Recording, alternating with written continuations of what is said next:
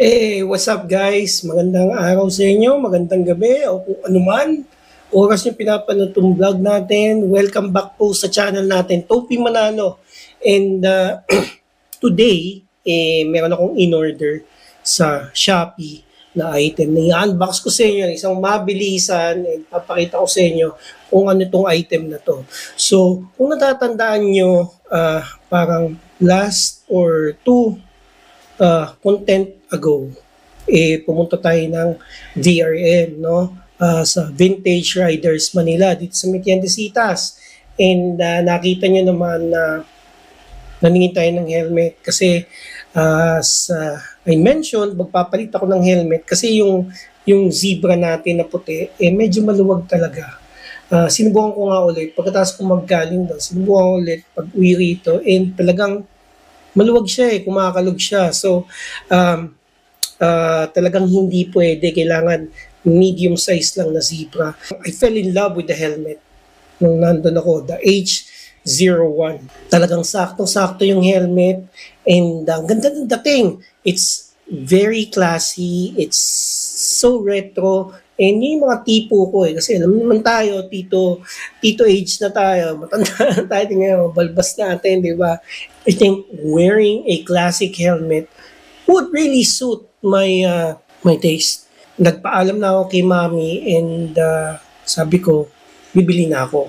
So, pabalik na dapat ako dun sa Tiendesitas. Naisipan ko lang tumingin sa Shopee na baka merong mas magandang deal. Kung natatandaan nyo, 4,600 ang cost ng helmet. So, may kasama na siyang visor. And okay na yun. Para sa akin, okay na yun.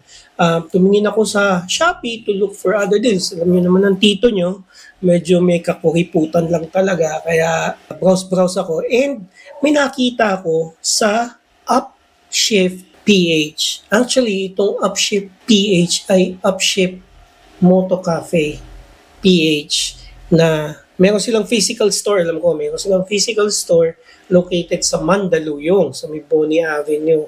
And they're also selling retro helmets. And in fact, silang nagkikarry nung Royal H01. So kung natatandaan nyo, yung finit natin na helmet is similar, or it's actually the same Royal H01 helmet. Ang nabago lang kay VRM is ginawa nilang silver yung trimming, and marami kang customized color. Ako naman, hinanap ko lang naman is just the black, the glossy black. And sa akin, I think okay lang sa akin yung gold trimming. Kaya I opted for the UpPH na helmet. Mas mahal siya eh. It's actually 4,995. Pero the catch here is that yung mga freebies siya. May freebies siya na, sabi nung seller, may freebies siya na ordinary na goggles. So may goggles na ako magagamit. Plus, meron na siya ng visor. Meron siyang kasamang parang balaklava tube. Basta kung ano-ano pa. So, para malaman natin kung ano talaga yung mga freebies niya, tignan natin.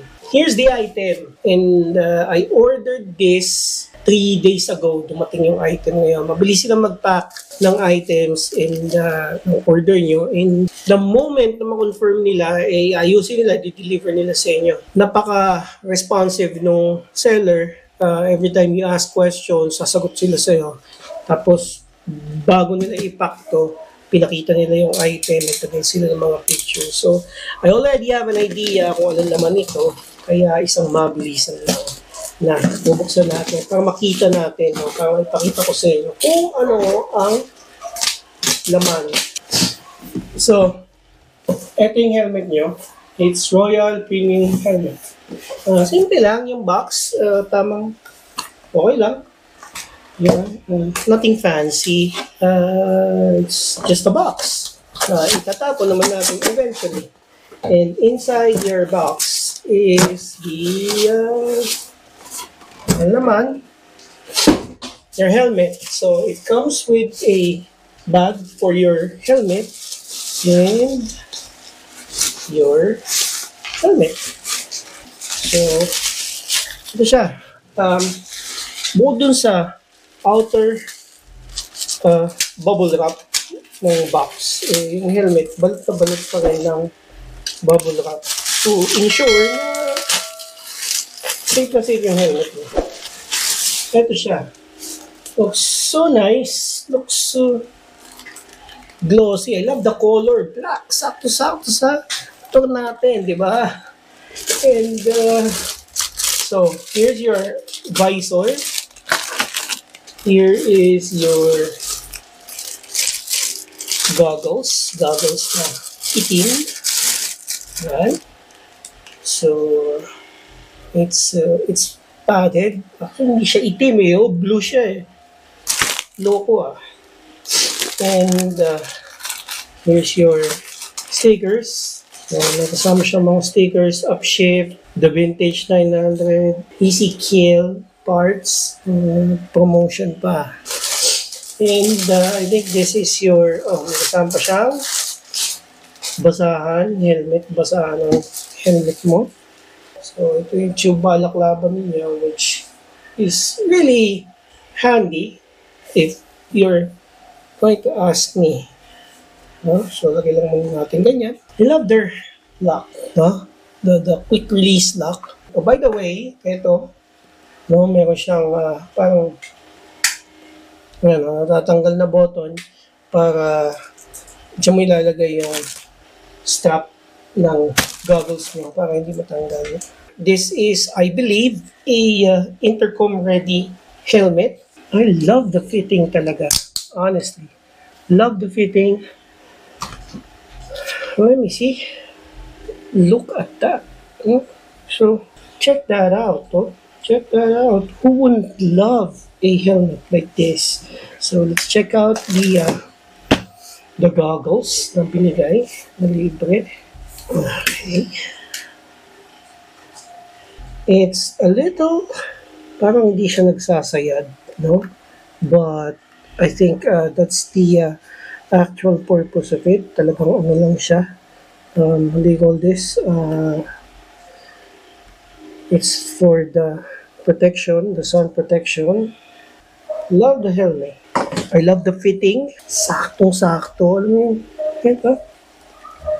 Hindi matatanggal sa ulo natin. Isa yun sa importante na bagay. Yung hindi kumakalog yung helmet mo, hindi siya matatanggal.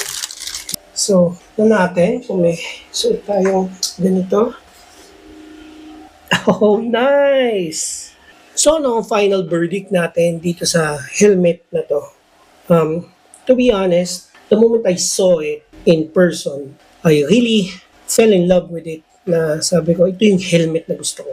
It's a good thing na kasi yung type na motor natin, sakto sa classic look. Kaya bagay na bagay talaga sila. I would say na it's a good deal purchasing this helmet.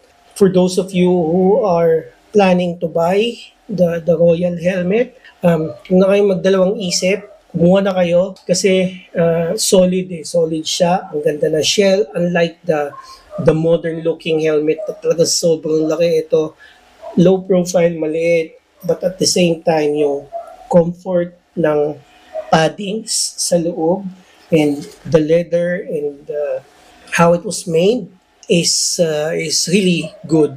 Sulit pa ba ang Royal na HO1 ngayong 2024? Sulit na sulit mga guys. Saktong-sakto itsura niya. And if you're into retro look, this is the helmet for you. Either bumili sa Upshift or sa VRM, the choice is up to you. Sana may napulot kayo dito sa video. Paki-like na lang po kung nagustuhan niyo yung video natin. Also, kung meron kayong katanungan, sulat nyo na lang po dyan and binabasa ko yan parati. And kung bago po kayo dito sa channel natin, I would like to invite you to please subscribe naman po kayo sa channel natin and hit the bell notification. Supportan natin yung mga small YouTubers na katulad natin, katulad ko, okay? Para lumaki yung community ko. Again, maraming salamat kung nakarating kayo dito sa part ng video na to. I really appreciate it. Again, my name is Topi Manalo. Hanggang sa susunod po na pag-upload ko, nood po ulit kayo. Until next time na pagkikita po natin. Okay? Bye-bye!